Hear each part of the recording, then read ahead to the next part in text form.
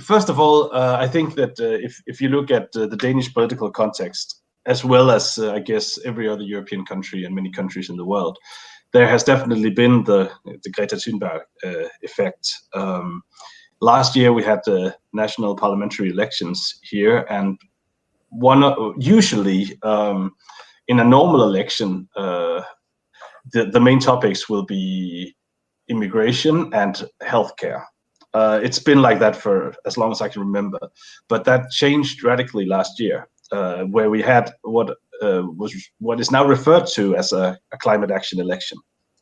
And shortly after the election, the vast majority of Parliament agreed on setting a goal of reducing climate emissions from Denmark in 2030 by 70%, which is a quite ambitious goal. Now they're struggling on how to reach that goal. But I think that in order to understand why, I think we need to understand that Danish context, because to us in Aalborg, I would say that declaring a climate emergency to pass that in the city council, we'd have to ask ourselves, is this going to make us do anything differently tomorrow, or isn't it? And I think I'm quite sure that it wouldn't make us do anything that we wouldn't have done anyway. So I think that in our case, it's a rather empty gesture, or it would be a rather empty gesture.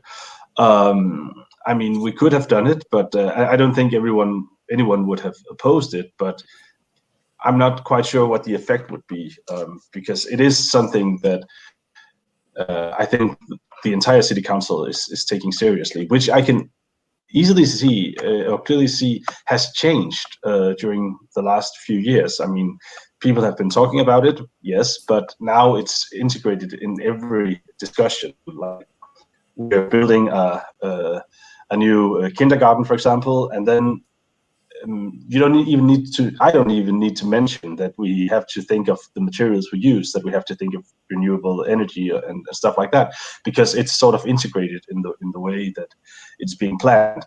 So, in regards of declaring climate emergency, I think, like I said, it wouldn't have made us do anything differently. Thank you very much. And I think you're making a very important point, actually, because often now, let's say we are entering what we could probably call, and I think we can all agree, a bit of an urban century, where cities are not only the ones that are the most affected and the ones that are contributing the most to the impact of climate change, but they are also the ones that are becoming somehow the hot actors on the scene. And there is a lot of interest and a lot of focus also on what cities are doing. And it might pass the message sometimes that all of this declaration and ambition might be a little bit pointless sometimes. So I think what you just said about taking seriously the commitment and the declaration that you make, it's a very important point that we need also to remind ourselves. And in response somehow also to the question that we started this conversation with, is it just a publicity stunt or does it mean something? So thank you very much for sharing on that point in particular.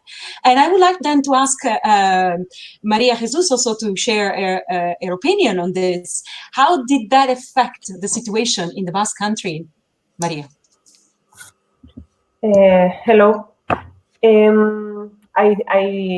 think I have to explain that I'm not talking like a city, but like a region. And I think that for us, the climate emergency was the natural thing that we have, the natural direction we have to take, because we have a long-term climate change strategy approved in 2015, and it has mitigation and adaptation goals, and we have also a draft climate change law. So for us, the declaration of climate change emergency was the thing that we have to do. And this emergency, this declaration make our ambition or goals more ambitious. But as a region, we think that we need the collaboration of all levels of administration, not only the administration, but also the private sector and the citizens.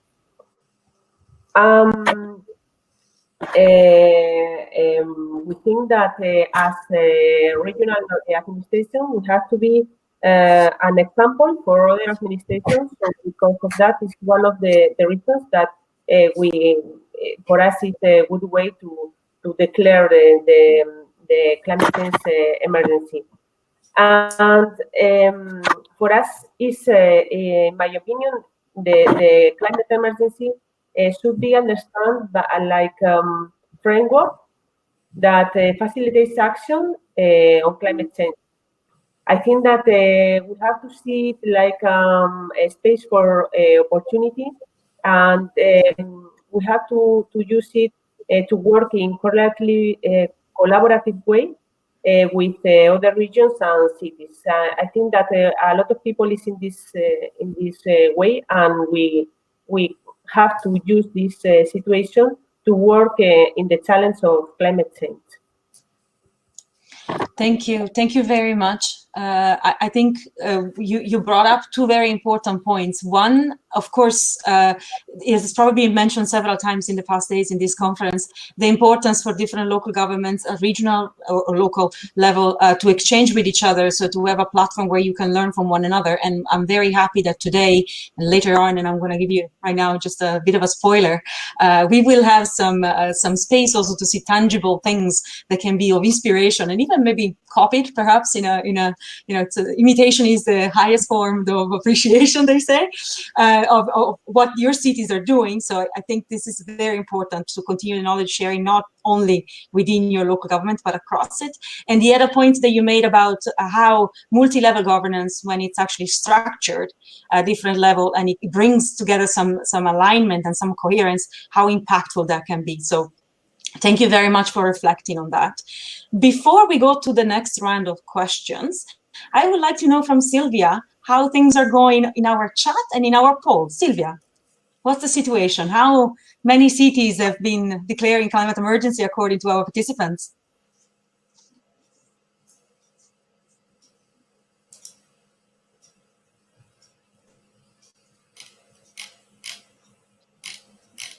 We cannot hear you, unfortunately, Sylvia. You need to unmute yourself. We do that. I can see that 75% of the cities of the people in the audience have actually been declaring climate emergency. That's quite impressive in terms of a number. And I see that some of the colleagues have been also posting some comments from the different cities where they come from about the climate emergency. Sylvia, who among our audience knows that their city has been declaring climate emergency? I think we lost Sylvia. Right. Well, I can see that Rome, for example, says that they are preparing a new version of the Sustainable Climate, Energy and Action Plan, but not declared yet climate emergency. So this yet makes me think that maybe there is some thoughts going around it. I also see Vienna has declared it. I see that some cities have been joining the Global Covenant of Mayors, so also ramping up their commitment. This is all great. And of course, I see many, many more. Helsinki also declaring climate emergency. Please continue sharing in the chat your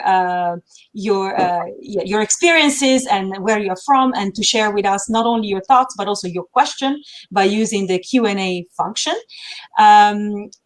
I would like to actually launch a second poll, so I will announce it now, and I'm sure that Sylvia will get it started as soon as possible. I would like to ask to all of you, after this first reflection, but also based on your own personal experience, how do you feel about declaring climate emergency? Is it an important step? You don't really know, or you don't really think it has an impact? You don't have a really clear position, but maybe this session will help you understand it. We look forward to hearing your thoughts. So please feel free to start voting your option. And I will take then the opportunity to ask the second round of questions to our panel and go a little bit more into the practical side of things. I would like to know, this declaration of climate emergency, the ambition of climate neutrality, other kinds of pledges, did they lead to any tangible results, in your opinion, on any changes? We heard a little bit about the possibility to respond to citizens' requests and using them as a framework to engage also business, for example. But what kind of challenges, what kind of benefits, what kind of actors have you found the most let's say, supportive throughout the process? So I would like to hear a little bit from you. What are the challenges and the solutions and the results that you have achieved? Maybe I will start with Lasse this time.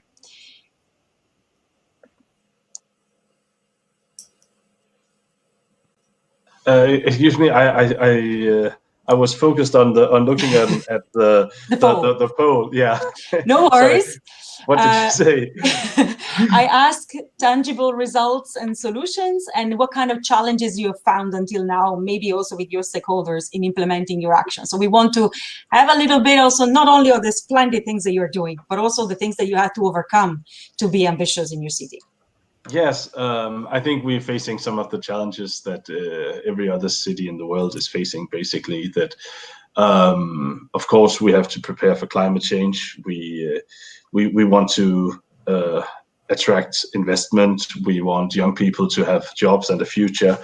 And we are slowly but steadily moving from like being a heavy industrial city into a more knowledge-based but still industrial city. So there has been like a gradual transition going on for the last like, I don't know how many years, the last decades. So I think we are sort of facing the same challenges as many other cities, but we try to solve them in a way or face them in a way that can also prepare us for the future, so to say, that can help us stop climate change, or at least participate in stopping it, because obviously we can't do it alone, but we all have to do our part. I think I know it's a very general answer, but I think it's the best I can come up with right now. Okay, no, that's absolutely clear. Did you have any challenge, for example, in having the buy-in of the private sector? Because this is one of the arguments that most often is being used against these greening measures. You know, you can have a lot of people that are feeling uncomfortable and they feel that it might undercut investment very often. So, yeah, that's a quite good question. I think that having the private sector or involving the private sector here is not that difficult, because the private sector here also knows that what they are going to live off in the future is green technology. It is preparing for a greener future. So I think that it's quite easy. Not without obstacles, obviously, but it's quite easy to just pick up the phone and call a company and ask them if they want to enter in a partnership on something. Like, for example, recently we expanded our network or our grid for district heating, and the pipes we used to put into the ground to bring out the hot water to the houses were locally produced and made by recycled plastic. And the company that produced it has never done that in such a large scale. So it was a huge order for them. And I don't think they have made very much money on it, because they also want to use it as a showcase that they can also do that with recycled plastic. I mean, so I think maybe because it's in comparison to mega cities, Aalborg is still the size where everybody doesn't know everyone, but there are only a few degrees of separation. Everyone knows someone who knows everyone, basically, or who knows someone. So it's quite easy to do that networking and the partnerships. Okay, thank you very much. I think that about the size is also a very good point, because sometimes the issues and the challenges that middle-sized cities, small cities, and large cities are facing are, of course, not the same. I don't know, how many inhabitants does Aalborg have? Around 220,000. It's middle-sized city. Yeah. Yeah. Okay. Thank you. Maybe then I'll go to Cork. What is Cork experience? And did you face the same kind of challenges, or were they different from your point of view when you started really thinking we take the leap and go for something extremely ambitious, or something very strong like declaring climate emergency? Well, I think when the new council was formed, as I mentioned last year, in the middle of the year in about June, they very quickly declared the emergency. They very quickly then set up a separate climate action committee. There's normally these subcommittees with our councillors, and they historically were along what we call functional lines. There'd be one on housing, one on planning, one on roads, one on water, etc. But they deliberately set up one which is called the Climate Action Committee, and that has proved to be very good at focusing all the different strands of the work that we can influence. And remember that local authorities can only influence so much. Like in our case, we are not responsible for health in the city. We are not responsible for the provision of the public transport in the city. We're not directly involved in education in the city. So a lot of it comes back down to what we can influence ourselves, what we can do ourselves, and then what we can influence, or to use that word, to leverage other people, like the business community, like the citizens, to do with us. So I think it's been very, very positive. And I think there's an expression called think big, start small, ramp up. And I think we've done the thinking big, and we've done it for a number of years. Again, we're a small city, we're an agile city. Similar to Aalborg, we've got a population of about 210,000 people. So that should allow us to be agile and to pivot quickly to take advantage or to protect ourselves from trouble and disaster. So I think it's been very good. And I think I like the idea of being able to pick up the phone and pitch some ideas to businesses. As I said earlier on, I think this expression, the quadruple helix, I think it is the business community whom, through our Chamber of Commerce, have welcomed our declaration of the emergency and are becoming a lot more involved with their own members, the members of the Chamber of Commerce, in promoting the green, sustainable climate action biodiversity agenda. Thank you very much, Michal. And Maria, maybe from your point of view then, did you see any results that you can already think about after declaring the climate emergency? And did you face similar challenges, since you are at a different level of governance, of course? Are they similar? Are they different? How do you deal with the private sector, for example?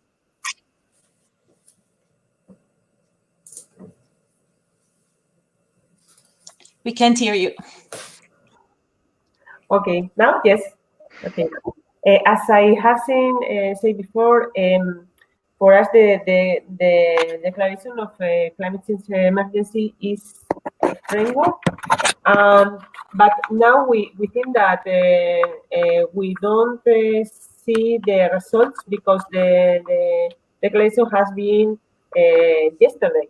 So I don't mean yesterday in that way, but we have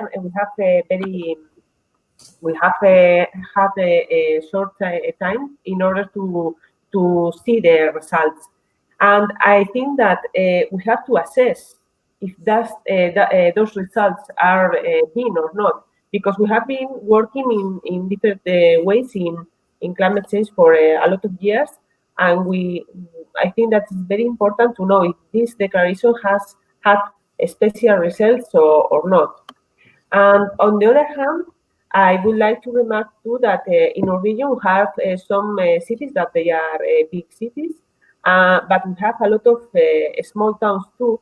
And I think that it's very important to work with that kind of towns, because the climate change don't know if the city is big or it's a small town, and they normally have different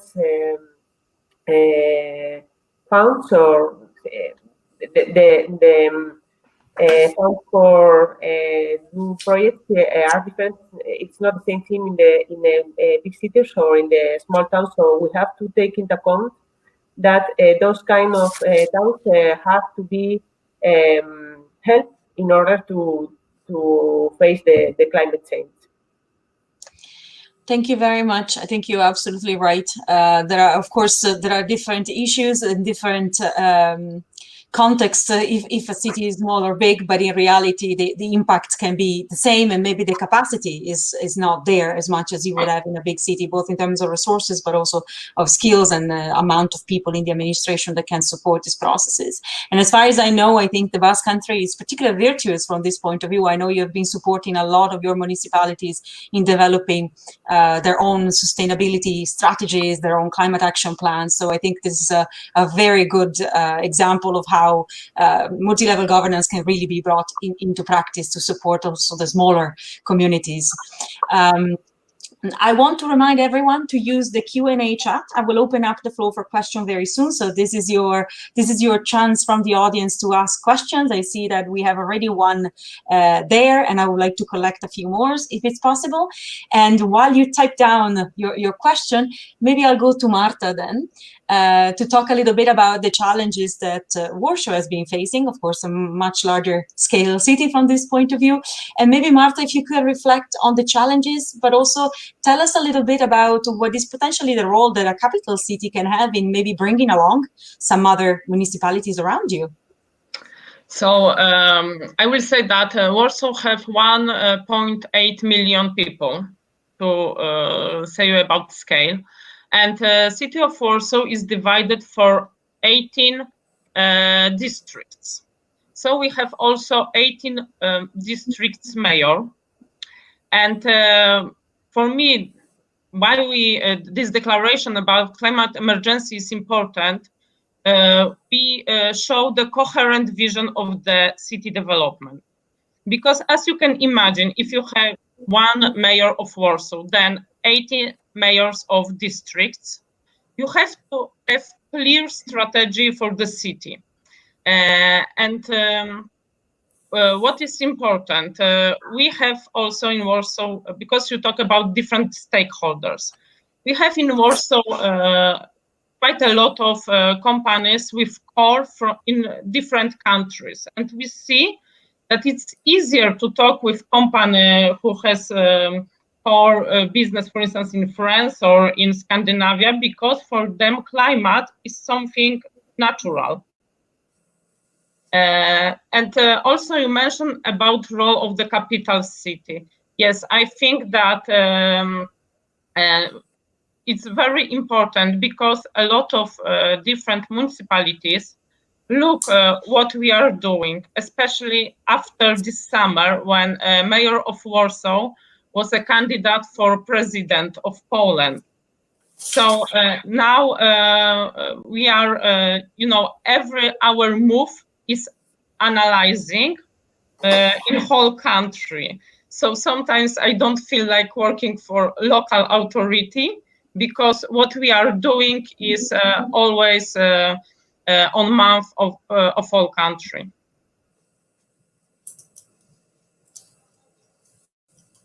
Here you go. I was doing it myself now. No, I'm muting. Thank you very much, Marta, for your insight, also on the role of capital cities. And I'm hoping that what you just said can also help other capital cities that are listening into our session today to maybe also consider climate emergency as a way to lead by example, or to support others around them into becoming more ambitious themselves. So we have a couple of questions from the floor. I would like to start with one that it's actually quite important and can lead us nicely also to the next session, where we will see a little bit more in practice how to implement actions that are helping us meet the climate emergency. So the question comes from Matthew Allen, and he's asking us, so what should be the steps a country should take after declaring climate emergency. So what is the first thing that you will suggest someone that has just declared climate emergency do?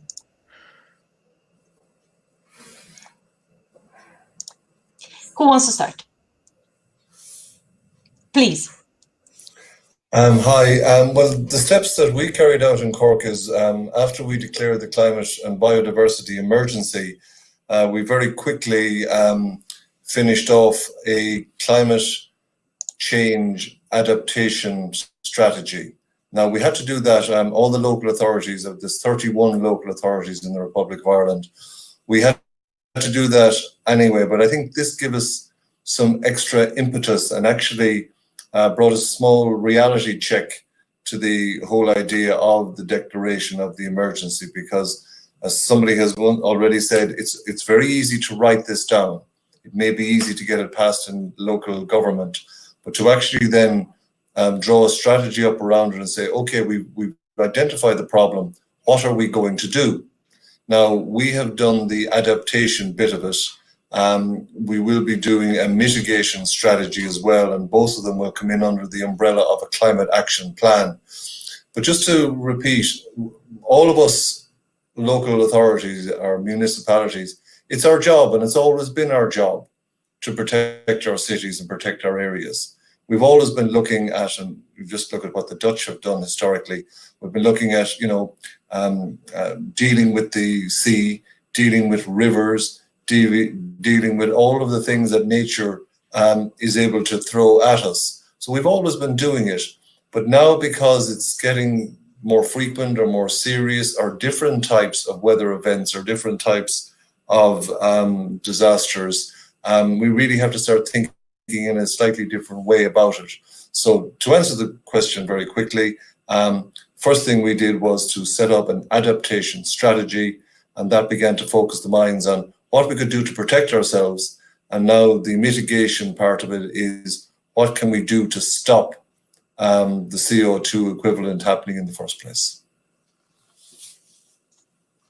Thank you very much. I think also this, the fact that you keep on reminding us of the importance of not only talking about climate emergency, but also biodiversity, and focusing not only on the reduction of emission, but in particular on the issue of adaptation. It's also very important, because very often one can just think about climate emergency as simply trying to reduce our emissions, which is definitely goes much more beyond that. So thank you about that. And in particular, we have a question actually coming from the floor that I would invite all the speakers maybe to respond to in chat, that looks into your experiences and your opinion around early warning system for weather extreme events, and as a strong adaptation measure. So if you have any experience on that specific one, I will ask please the speakers to all respond in chat to our colleague asking this question.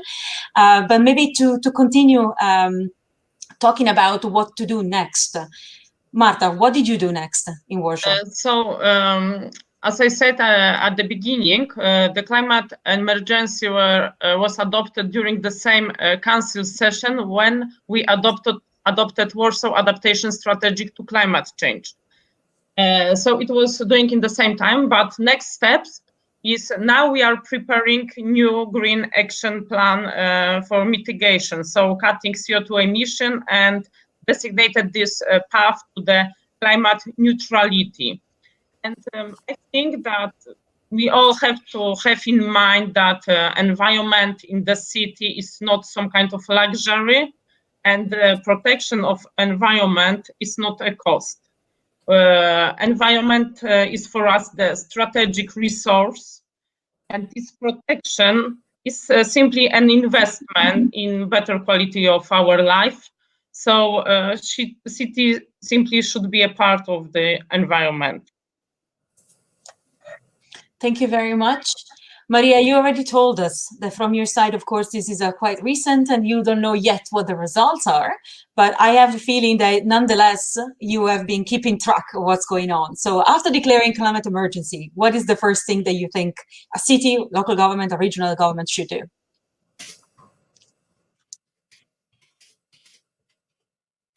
Sorry, you need to unmute yourself. Sorry. I have said a short time, but I have to explain that once the Basque government approved the declaration of climate emergency, the Basque Parliament approved its own declaration, and they urged the government to take action and establish clear commitments on climate change and to report back to Basque society on these commitments. So we have declared the climate emergency, but we have work after this. I mean, in addition, I have to say that in the Basque municipalities, several Basque municipalities have made their own declarations of climate emergency. So in this context, I think that we have work after the declaration. But when I said that this is a short time, is because I think that in order to assess the results of things like climate declaration, we have to work for a longer time to see if the results are due to this declaration or because of all our work we have done before it. But with our declaration, we achieve more ambitious objectives. So I think that now for us it's time to work. We have, as I have said before, we have a long-term strategy in the Basque Country, but now we have to review it and to see which are the objectives in Europe and at global level, to see for our objectives have to change. And I think that it is we know what is the response of this. We have to go to neutrality, and we have to look to a resilience territory. So I think that we have done some work, and we are working in the good way. I think that the first step is to look what you have. If in our case we have a strategy, a long-term strategy, and we have to look if our strategy is have a good design to achieve the climate emergency. And now we are working into redesign this strategy in order to achieve the new goals. Thank you very much, Maria, for your insight. And then maybe I will just ask Lasse to comment on the same question. Lasse, what does the Aalborg do as soon as you sign a very ambitious commitment? You're the mayor for environment. You're going to put everyone at work, I assume.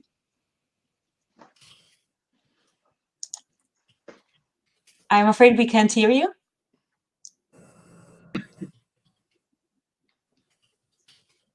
I don't know. We might have maybe some technical issues with Lasse. I would ask Silvia to please maybe try to get in touch with him. And while we try to sort out the issue with Lasse, and hopefully we will have you very soon. So I'm just parking this question. You are now going to get out of it, of course. I would like to move on to the next exciting part of our session today. So we've been talking about why cities and local government and regional governments have been declaring climate emergency. We've been talking about some of the challenges. We were talking about the next step on implementing them. And I think that there is a sort of agreement that the next step is really to go into implementation. So we have asked our speakers today to showcase for us a bold, ambitious, and impactful measure that they have been bringing forward in their city, and to give us a pitch about what they have been doing there in practical terms. So I would like to ask Silvia maybe to upload our first presentation, and I will give the floor to Marta to kick us off. Okay, so thank you. So I will talk about low emission bus fleet for Warsaw. So this project, which I would like to present, fulfills goals of our CIAP to reducing emission from transport by strengthening public transportation system and to transit to alternative fuels and propulsions. Additionally, 3 years ago, our city council took a stand on procurement only low or zero emission vehicles for municipal services, especially buses. And I have to stress that in Warsaw, almost 50% of all passengers of public transport use buses. So during rush hours, our municipal bus company and private transport companies taken together operate around 1,400 buses along more than 300 bus lines. And that's why the shift from fossil fuels to the electric buses is key for the transition towards the sustainable urban transport. So, second slide, okay. The contract for 130 electric buses for Warsaw is one of the largest so far in Europe of this kind. The value of purchase is 98 million euro, and almost half of it is covered by EU funding. Buses are delivered by Solaris company, and the contract cover also building area charges at the end of the bus line. And for us, it's the key project tackling directly the problem of transport-generated air pollution. And the last slide, when I should tell you about lesson learned and what should be improved. So the map, you see the bus lines which are operated now by electric buses. And the biggest challenge for us is building infrastructure of charging together with bus delivery, because bus delivery is going very smoothly. And it's very easy at the end when you pay for it.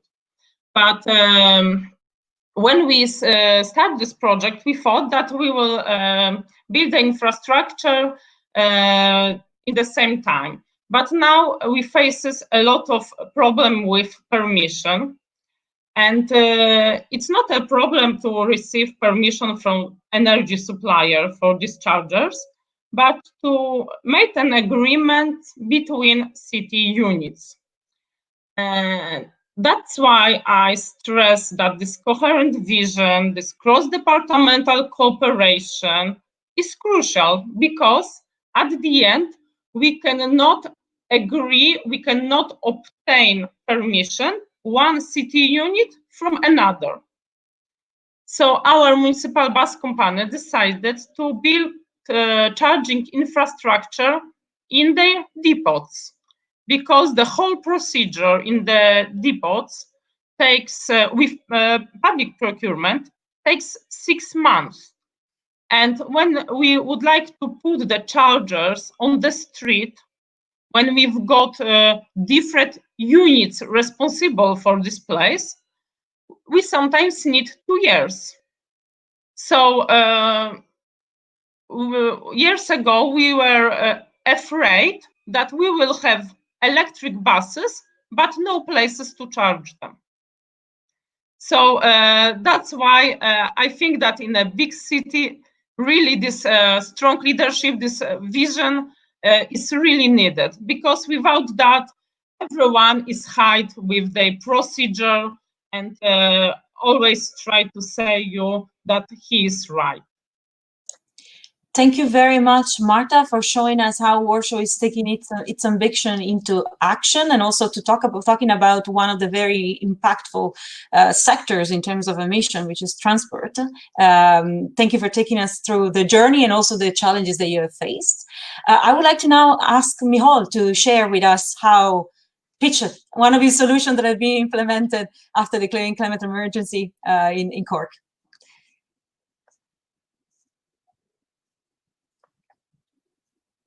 I'm afraid you have to unmute yourself. Yeah, we can hear you now. Yes. Can you hear me now? Excellent. Okay, the first slide is up. This title, A Safe Harbour for Ships, it actually comes from the Latin inscription on the crest of the city of Cork, which is Stadio Bene Fide Carinus. This was when Latin was the language of Europe. I'm very grateful that the language of these conferences is English, because I'm not very good at some of the other European languages. But what we're trying to do here is to make Cork City as safe as we can for the citizens and everybody here.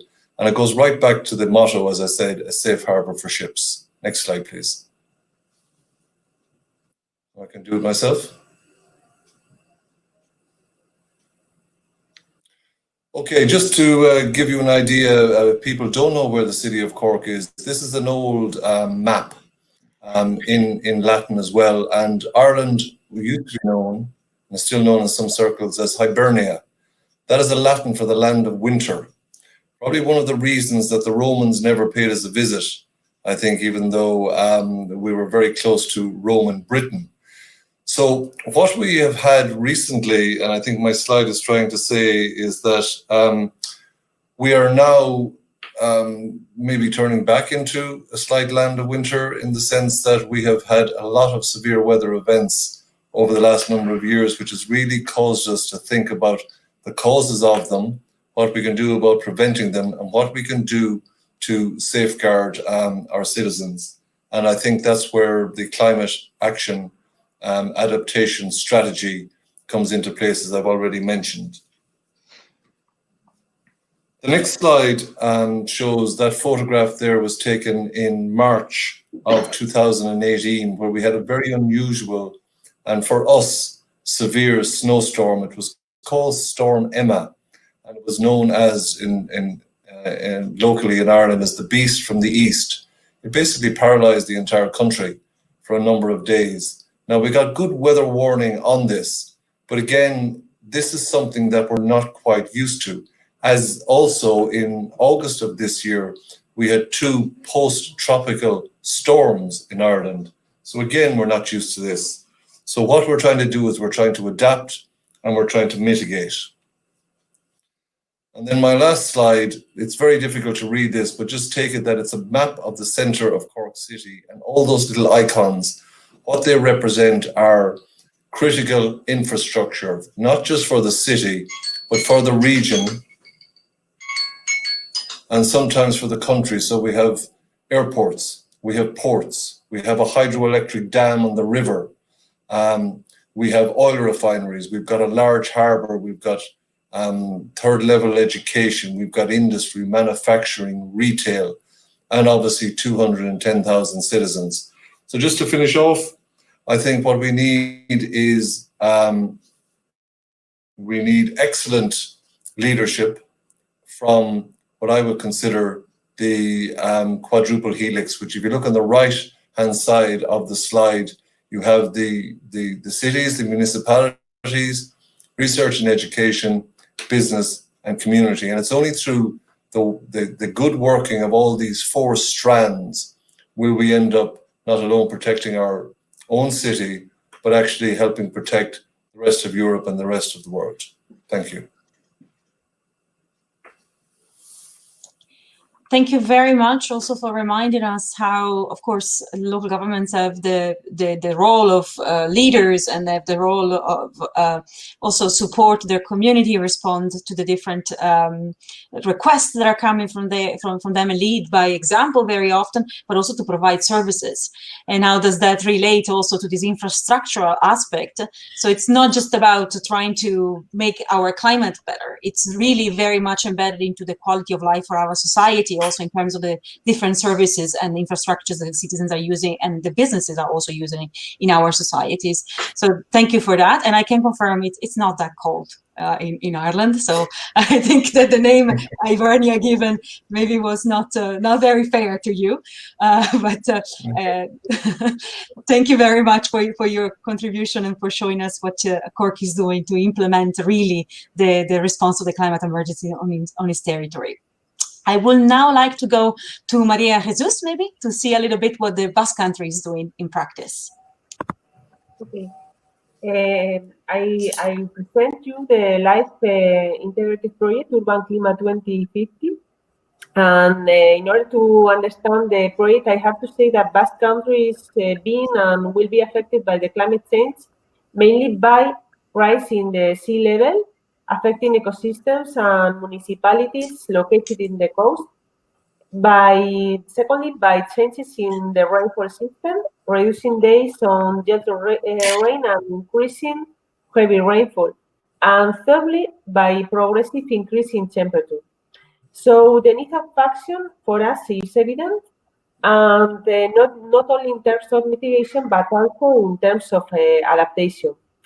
Because of this, I have said we approved the long-term strategy of the climate change strategy of the Basque Country in 2015, and now we have the project Urban Climate 2050, which is a live project, as I have said, and that it will last until 2025.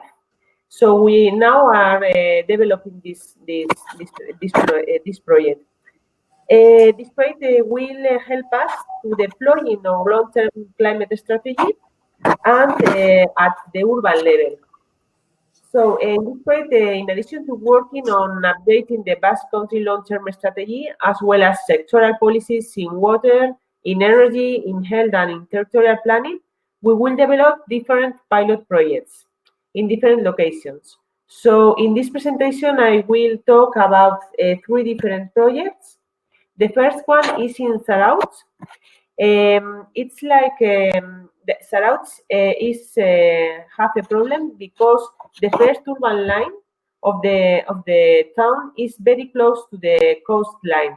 So when during the storms, this first urban line is flooded by the sea, and the rising sea level will make this problem worse.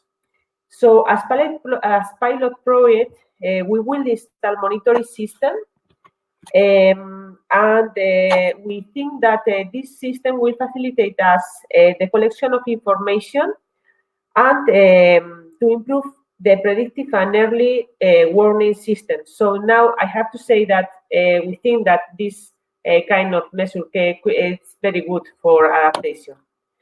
The second project is linked to bigger cities where we are working for become them greener. As a example, we will work in Vitoria-Gasteiz in coordination with different technology centers of our region. And here our work will be to prioritize the areas of intervention. Second, to implement natural solutions in the city. And thirdly, and this is the innovation, we will try to monitor to have information of the effectiveness of these natural solutions. And third, the third pilot I'll explain will be developed in natural area, especially in the Biosphere Reserve of Urdaibai. In this area, we will work on one hand on mitigation, creating infrastructures to promote movement on foot, and second, on the other hand, in adaptation. We will recover now an area that now is occupied by car park, and we will remove this structure, and we will recover the original dune vegetation in this area.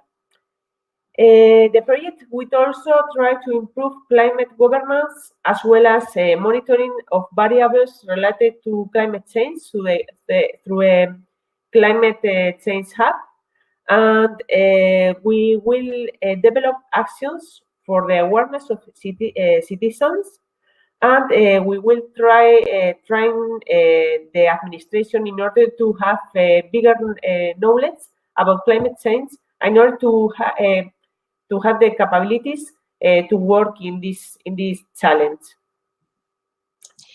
Thank you very much for the inspiring examples that you've shared with us, Maria. I take the opportunity that you presented your actions on the Biosphere Reserve, but also previously all the other pilots that have been shared, to already start to thinking around the next phase of our conversation, where we will look into a little bit more how does climate emergency fit with the priorities of the Green Deal, and in particular the green recovery that Europe is going to be digging into in the next few months. And of course, biodiversity as well as circular economy, but also natural-based solutions are some of the priorities that have been highlighted as part of this process of implementation of the Green Deal. So just some food for thought for the next discussion.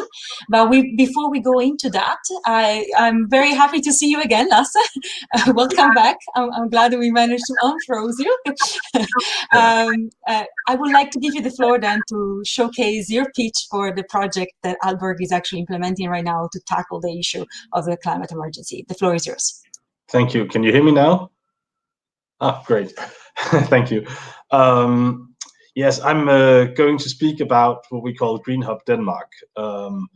If I should do like the historical introduction, in 2016, the city of Aalborg bought back or deprivatized a carbon-fired power plant that was privatized in the late 1990s. And we did that with the clear ambition of wanting to phase out carbon and wanting to use public ownership actively in order to reduce the climate footprint, basically, to reduce emissions. And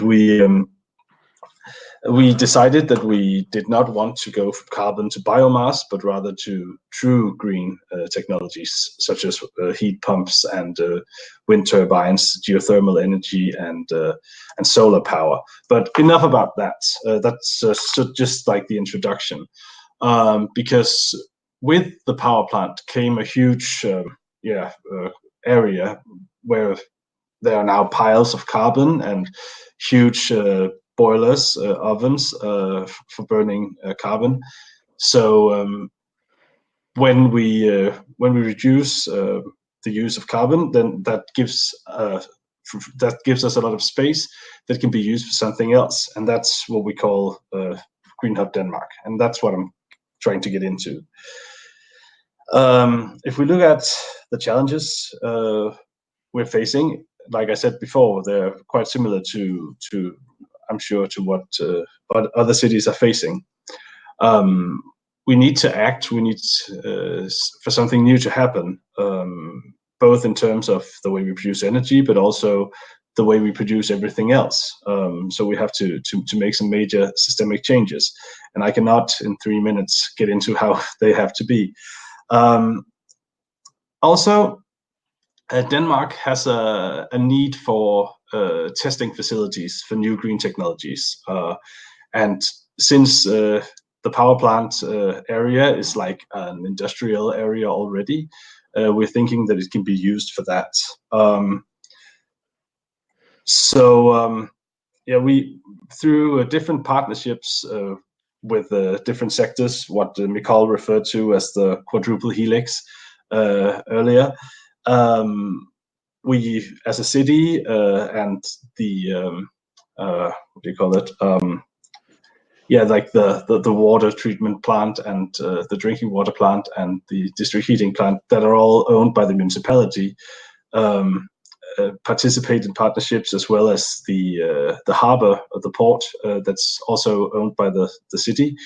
The university participates. The University of Aalborg, I might mention, has around 400 researchers in green energy technologies. So it's quite a huge sector on the university. And of course, businesses participate in the partnerships.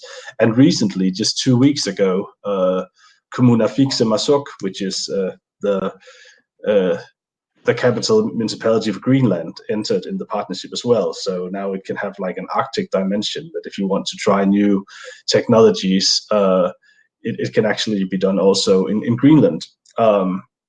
It is, I would also mention, the largest geographical municipality in the world. It's the size of France, so it's not a lot of people, but a lot of space. So it's possible to test also different technologies. It will be possible to test different technologies in Greenland as well. And if we look at the lessons learned through this experiment, I would say that active public ownership in combination with clear goals on where you want to go makes it possible for us as cities to steer and to promote the transformation and the transitions that we want to create. So yeah, I think that was my 3 minutes and a bit more. Thank you. Thank you very much for your example, and I would like to ask our audience now to keep, of course, posting their question, and I will go through some of them right now, but also to kick off their voting about another poll based on the pitches that you just heard. We would like to understand your feeling in comparison to where you live. If you think that something similar is happening in your municipality, if you don't think your municipality could actually do the same kind of actions or be inspired by the kind of action that you just heard about, if you wish that something like that would happen in your municipality, so please start your voting. I would also take the opportunity, Sylvia, to ask you whether it is possible to see the result of the previous poll. I don't know, maybe I just kicked off oh yes, it's possible. So before you heard all of this real life implementation, most of our audience actually felt that the declaring climate emergency, well, a lot of people seem to think that it might not really have a great impact. Some of them don't really have a position. And most of them feel that actually there has been some impact in 2018, but maybe right now more needs to be done. So that's the feeling, and I would like to see now after the presentation, our pitches, if your thoughts are still the same, of course. Going through some of the questions that are actually related to this, I saw that a few people in our audience were wondering, how do you feel that the different things that you've done until now could be potentially scaled up or down according to the context of different municipalities across Europe? Would you have any suggestion on what, for example, municipalities interested into implementing the same pilots that you have discussed with us? Is there any specific things that you think that you should look out for? Maybe we can start with Marta, since you gave us the first pitch. So, you know, I'm in general fan of the replication solution, and I think that municipality really need the ready-to-use solution. So there is no one-fits-all solution, but we can use some business model, technical solutions or process, and adapt them to our local needs, tailor it to our local needs. And in general, I'm really happy that we've got in EU a lot of very nice projects which aim to prepare solutions which could be easily replicable, because we cannot reinventing the wheel in each of the cities. Thank you, Marta. Anyone else that wants to comment on this? So your pilots, but of course also the strategies that you have developed. Maybe Michal. I see that there's a huge amount of commonality in all of the projects that are going on in all of the cities in all of Europe for quite a long time. There must be a database yes, in the thousands at this stage of, and I think as Marta says, where one size doesn't fit all, but there's something in there for everybody. And I think that would be I would suggest the first step to some cities that are perhaps starting off on their journey. And I'm not saying that Cork is right up there at the very top. We are working away at this as best we can, but there's a huge amount of very good work, brain power, some mistakes that people have learned lessons from, that I think the first step of any journey would be look at the research that's there already, look at the examples and see which one fits your city as best. And then that then gives you ammunition, or it gives you advantages in how to promote your project to other people, be they the business, your own councillors, your own staff, local academia, national government, etc. Thank you very much. Lasse, would you like to comment as well? Sure, thank you.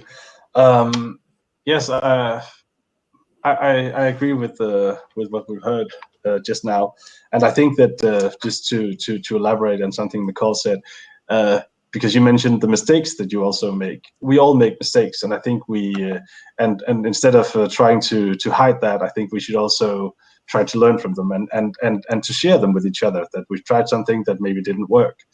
I think that what we need to do as cities is to look at the tools we have. I mean, legislation is different in Denmark and in Poland, so you have different tools that you can use.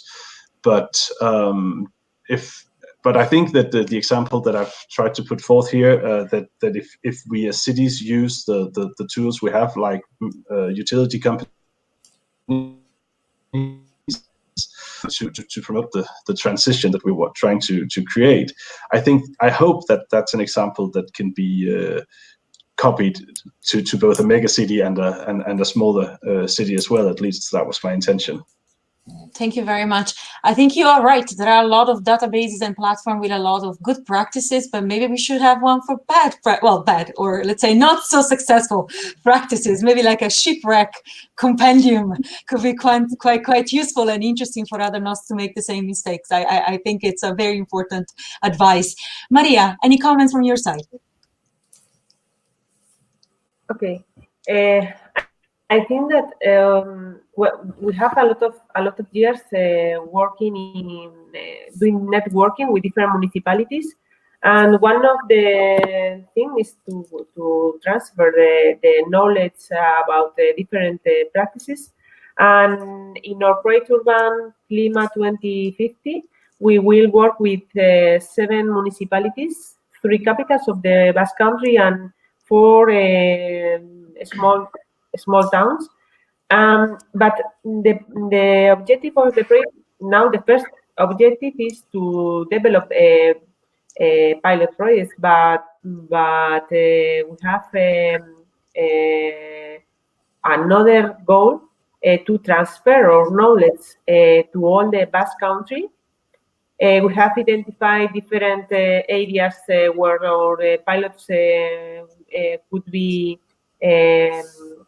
transfer, and as our project is a live project, we will work in networking with other projects in order to get different knowledge and to share our knowledge. Thank you. Okay.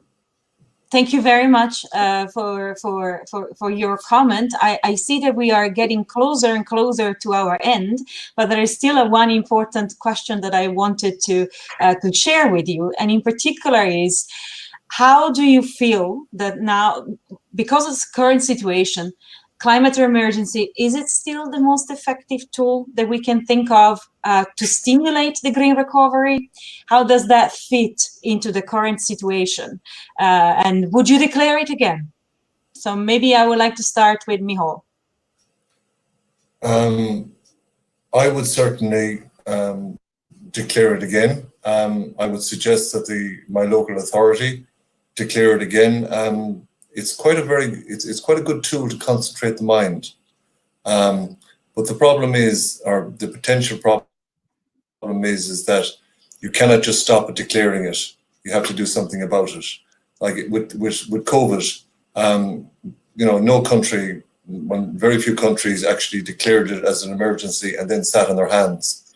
So I saw something earlier on, which I wrote down in one of the slides. I think it said clear direction and active responsibility. We have a clear direction, I think, on where we should go and how we should do it. We now have to be actively responsible. And that comes right down to citizens' individual choices on transport, heating, the people they elect, the stuff they buy, the places they go or they don't go. So I just think that, yes, I would do it again in the morning, and I would do it the morning after, and the morning after, in terms of declaring it. But I also try to do something every day and encourage people to do something every day to make a difference. Thank you very much. I think it's a very important point that this is something that it's timely, but it has to be a decision that we take every day in the way that we behave and in our responsibility towards our own environment and society. Marta, maybe from your side, a comment. Would Warsaw declare it again? And is it an effective tool nowadays that we are talking about, of course, this emergency? So, you know, for me, I think that city of Warsaw should declare it once again. And what is more, I think that local climate declarations are even more relevant today than it was before this COVID-19 outbreak. You know, pandemic, I think, show everyone that and proved how vital local governments are. And we are standing on the front line and directly address citizens' needs and also fears. In the context of Green Deal, which you mentioned, local authorities need to be equipped with a concrete set of instruments that allows us to deliver a real change to the people, and these people can actually see it. Otherwise, the idea of climate neutrality will remain just a promise. And not very popular one, especially when we are when economic crisis is ahead of us. So we can say that we are now at the crossroads, and it's important that we take the right decisions and move towards a more sustainable economy for the people and with the people. And City of Warsaw, probably like other cities, are committed to support a green recovery. But for this to happen, we need appropriate financial resources to speed up the process. And that's why we usually stress during different conferences that cities across EU should directly receive EU support. Thank you very much, Marta. And this actually, before I give the floor for the same question to both Maria and Lasse, I want to take a very brief detour. One of the questions that came from the audience is exactly about accessing funding. And what is your feeling in terms of what are the most the most difficult aspect, but also possible solutions for you to access funding to further and implement such infrastructural projects like the one that you have presented. Maybe in a couple of words, could you reflect on that? You talk about direct funding to cities, for example. Is there any other instrument that you would see or any other important aspect that you would see in order to facilitate funding for cities?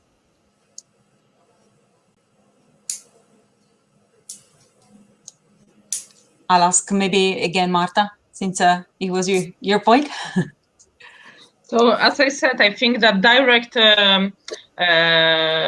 funding for cities is some kind of tool, because now we received money are transferred to country transfer it to the cities. Not always like in Poland, politicians like from the government, local administration. As you know, in Warsaw, we are opposite to Polish government. And sometimes I think we don't receive money we could only because of the policy. So with good project and going strive to EU, it would be easier to implement, especially big infrastructure projects. Thank you. Lasse, can I ask you to comment on that before you tell us if you would not or would start thinking about declaring climate emergency after our session today?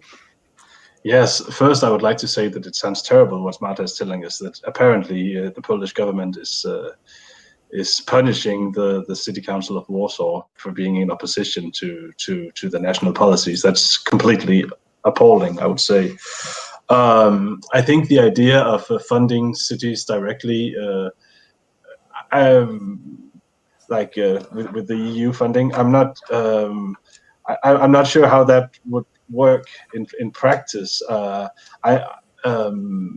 Because it is an that you have to fill out a lot of forms and documentations and stuff like that. And I usually say that the technicians in the municipality, who generally are very, very cool and calm, have like a certain really frustrated look in their eyes just before the deadlines of filling out EU forms. So they would have to change the bureaucracy completely in order for that to be to be a viable solution. But I can completely identify or sympathize with the problems you're pointing out in Poland, Marta. And yeah, the other question, Georgia, I'm sorry. What was that?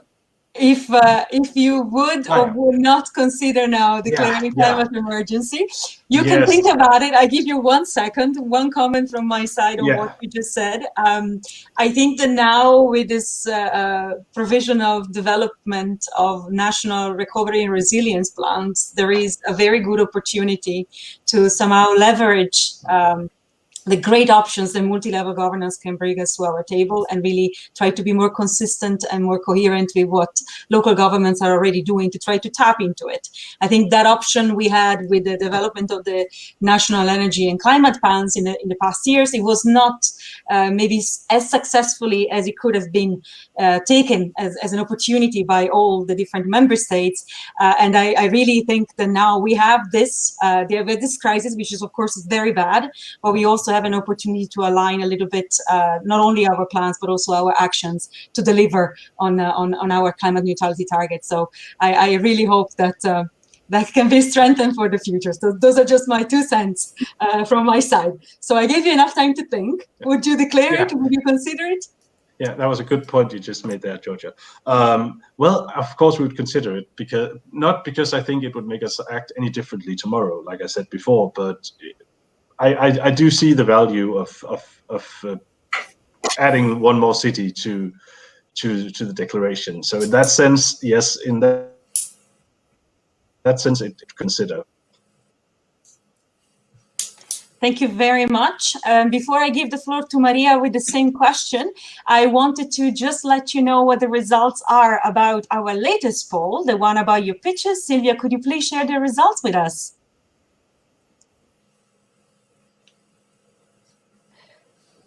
There might be some technical hiccup, probably. So while Sylvia fixes it, Maria, the floor is yours. About is it an effective tool to declare climate emergency in 2020 when we are facing a great recovery? And would you do it again? Okay, I think that we would do it again. And I think that it's an appropriate framework, as I have said, but we need to deploy specific tools and policies adapted to the reality of the citizens. Not only for the citizens, but also to the municipalities. As I have said, I think that the small municipalities need the help of supra-municipal administration to work or to get some funds, because they have not the knowledge or the I don't know how to say it, but they need the help of supra-municipal administration in order to get European projects or funds that normally they cannot afford for them. And on the other hand, I think that we have to develop too the specific tools for the citizens, because we need to explain what the climate change is, but we need to demonstrate in them the importance of the activity of each person. And I think that because I think that although technology is advancing and it will continue advance in the future, we need the change in the people behavior in order to get our new or the last objectives. So I think that it's very important for us to work in this kind of things. Thank you very much, Maria, also for concluding our session with this reminder that right now what we are facing, both in terms of climate emergency, but also in terms of trying to cope and to overcome the issues of this crisis that we are, of course, being taken by in the past years, and to really stimulate our green recovery in a sustainable manner for the future really requires whole hands on deck. I think that's very important, and I think this is also the kind of message that I would like to leave you with. I'm hoping that the session today not only inspired you to think still that there are many declarations being done, there are many commitments being undertaken, but they are not just pointless words or empty words. These are actually things that cities are really taking forward through proactive measures, through real implementation and to real action. So we really wanted to have an outlook into the more practical real life cases of how things are getting done at the end of the day. We hope that you shared with us this interest and this excitement about not only the ambition that was shared by our speaker today in the way that their cities are acting, also sometimes in a framework that does not allow them or encourage them to do so. So with a lot of, let's say, also with a very brave attitude in many cases for such a difficult task to be completed. And I hope that you also have a feeling that there is a way forward, and that the way forward is already just there when we are looking into the action that day to day are being implemented. So I really want to thank everyone for taking part, especially, of course, the speakers, but also Sylvia, thank you for your technical support, and for our audience to be with us, even a little bit beyond the time that we were allocated. And with this, I thank you, and I welcome you to stay in our conference. There is, as I mentioned before, the online virtual study tour taking place at 11:30, where you have the possibility to visit Mannheim and to maybe perhaps even win a trip for 2 people to Mannheim itself to really experience it live. So don't forget about this option. And with that, I wish you all a wonderful day, and thank you for being with us today. Thank you. Bye. Thank you. Bye-bye. Thank you. Bye.